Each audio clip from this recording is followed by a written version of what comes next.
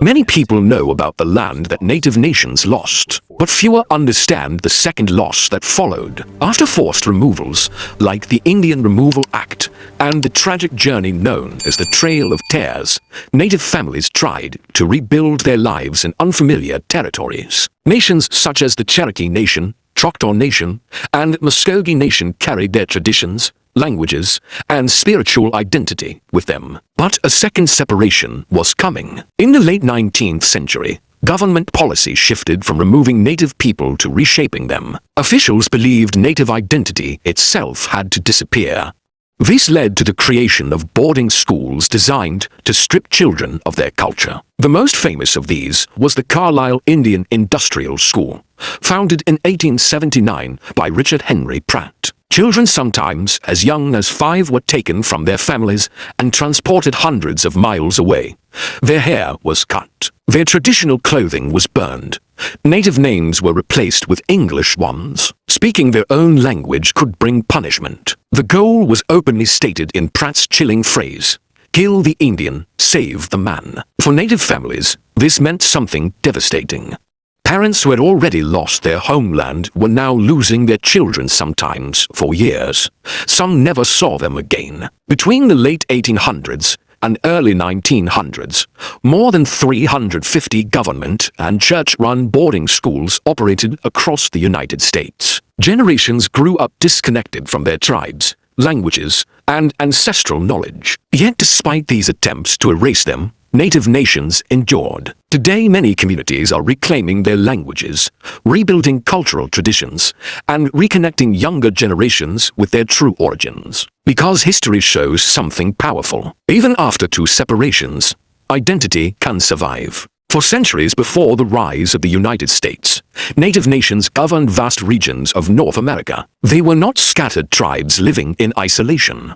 They were organized societies with laws, trade networks, agriculture, and deep spiritual connections to their land. Nations like the Cherokee Nation built towns, written constitutions, and even their own newspaper. The Choctaw Nation, Muskogee Nation, Chickasaw Nation, and Seminole tribe had thriving communities rooted in generations of tradition. But in the early 1800s, pressure for land grew rapidly as the United States expanded westward. Fertile farmland and the discovery of gold in native territories intensified demands from settlers and politicians. In 1830, the U.S. government passed the Indian Removal Act under President Andrew Jackson. The law authorized the forced relocation of native nations from their ancestral homelands in the southeastern United States to lands west of the Mississippi River. On paper, it was described as a treaty-based relocation. In reality, it became one of the most devastating forced migrations in American history. Entire nations were ordered to leave the lands where their ancestors had lived for centuries. Soldiers arrived to enforce removal. Families were given little time to gather belongings before beginning a long and uncertain journey west. The most tragic of these removals became known as the Trail of Tears. Thousands of native men, women, and children were forced to travel hundreds of miles through harsh weather and unfamiliar terrain. Many walked in thin clothing during freezing winters. Food and medical care was scarce. Disease spread quickly through the crowded groups. Exhaustion and starvation claimed many lives along the way. Historians estimate that thousands died before reaching the new territory. Communities were shattered. Families were separated. Sacred burial grounds, rivers, and mountains tied to generations of memory were left behind forever. For native nations, this was the first great separation. But history was about to deliver another. Decades after native nations were forced from their ancestral lands, another policy emerged, one that did not target territory, but identity. By the late 1800s, many U.S. officials believed the native problem could only be solved by transforming native children into citizens who no longer carried the traditions of their tribes. This belief shaped a new system of education designed not to preserve culture, but to erase it. In 1879, U.S. Army officer Richard Henry Pratt founded the Carlisle Indian Industrial School in Pennsylvania. It became the model for a nationwide system of Native American boarding schools. Pratt summarized his mission with a phrase that still echoes through history: kill the Indian, save the man. Under this policy, Native children from tribes across the United States were taken sometimes by pressure, sometimes by force from their families, and sent hundreds of miles away to government or church-run boarding schools. The moment they arrived, the transformation began. Long hair, which held deep cultural meaning in many tribes, was cut short. Traditional clothing was taken away and replaced with military-style uniforms. Native names were replaced with English ones that teachers could easily pronounce. Languages spoken for generations suddenly became forbidden. Children caught speaking their own language could face punishment, extra labor, isolation, or physical discipline. Classrooms focused on strict routines meant to reshape identity. Boys were trained in manual labor. Girls were trained in domestic work. Cultural practices, ceremonies, and spiritual traditions were banned. For parents, the pain was unbearable. Many had already endured the loss of their homelands during the Indian Removal Act era. Now they watched another separation unfold, the loss of their children. Some children returned years later, changed in ways their families barely recognized. Others never returned home at all. For Native nations, this was not simply education. It was a second wound, one that cut through families, language, and memory itself. The impact of these policies did not end when the boarding schools closed. Their consequences quietly continued across generations. When Native children were separated from their families, something deeper than distance was created. Knowledge that had once passed naturally from elders to the young, stories, songs, language, and spiritual teachings was suddenly interrupted. For many communities, entire lines of cultural memory were broken. Languages that had been spoken for centuries began to fade. In some tribes, only a few elders remained who could still speak the original tongue. Traditions tied to identity, naming ceremonies, seasonal rituals, and oral histories were harder to pass on when generations had been taught to forget them. This created a silent gap. Many Native people grew up knowing they were Native, but not fully understanding where their family's story began.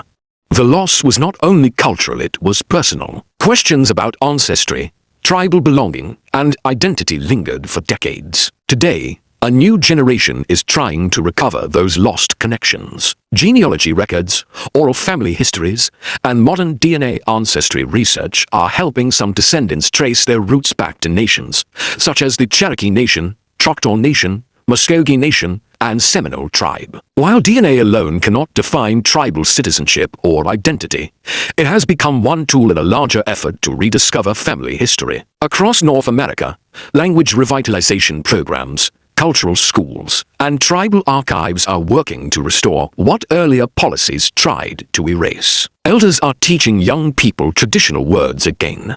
Communities are recording stories that once lived only in memory. For many families, this journey is about more than research. It is about answering a question that history left behind. Who were we before everything changed? And in rediscovering those answers, many Native communities are proving something powerful: identity can survive even the deepest attempts to erase it. History can feel distant, like something sealed in books and museums, but the patterns within it are rarely confined to the past.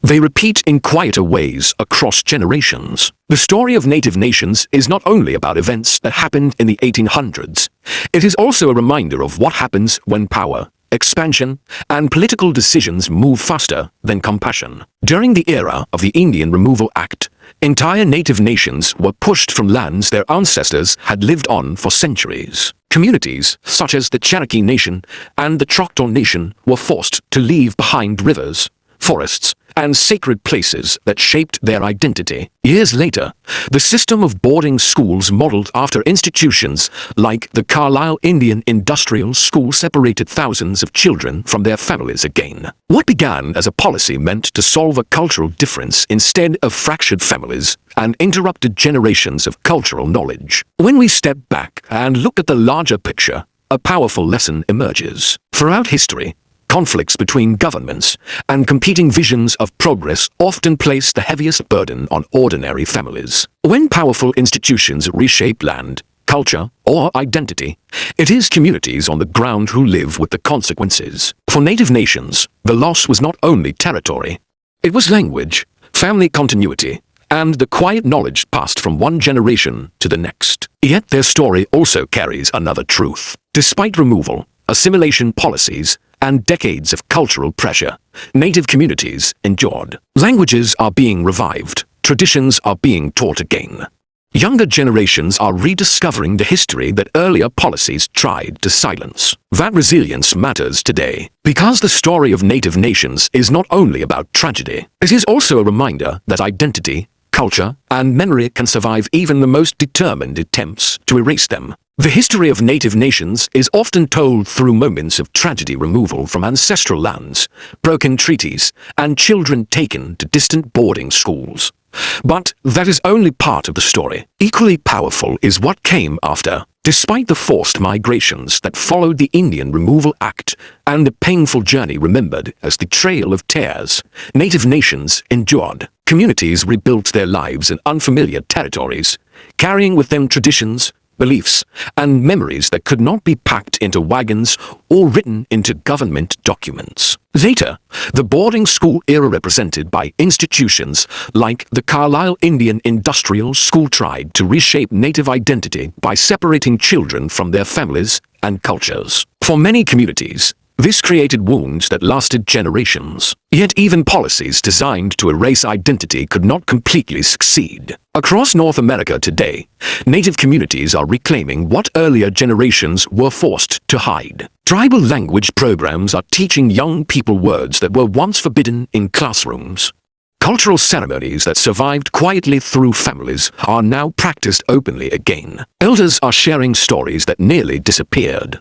Younger generations are recording them, preserving knowledge that once lived only in memory. Genealogical research and renewed interest in tribal history are also helping families reconnect with their origins in nations, such as the Cherokee Nation, Choctaw Nation, and the Muskogee Nation. This part of the story is often overlooked, because survival is quieter than conflict. But it is just as powerful. History attempted to separate Native families from their land, their languages, and even their children. Yet the identity of Native nations was never completely erased. It endured through memory, community, and resilience. And today, that story continues, proving that even after generations of hardship, a people's identity can still rise, rebuild, and refuse to disappear.